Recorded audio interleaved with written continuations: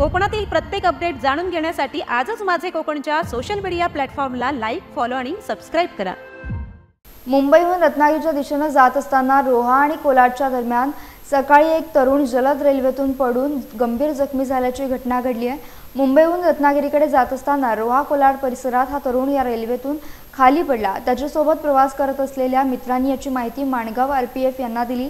त्यानंतर लगेचच रोहा पोलीस आणि SVRSS टीम घटनास्थळी पोहोचून पडलेल्या तरुणाला तातडीने रोहा ग्रामीण रुग्णालयात उपचारासाठी दाखल करण्यात आले।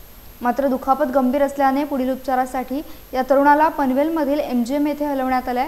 तर खेडहून मुंबईला रत्नागिरी दिवा पॅसेंजर ट्रेनने जाणाऱ्या खेड तालुक्यातील तळे काळकाईवाडी येथील राकेश मोरे हा तरुण कोकण रेल्वे मार्गावरील विन्हेरे स्थानक दरम्यान धावत्या रेल्वेतून पडून गंभीर जखमी झाल्याची घटना आज 2 जानेवारी रोजी सकाळी 9 वाजण्याच्या सुमारास घडली आहे। जखमी राकेश मोरे याला तात्काळ रुग्णालयात दाखल करण्यात आलं।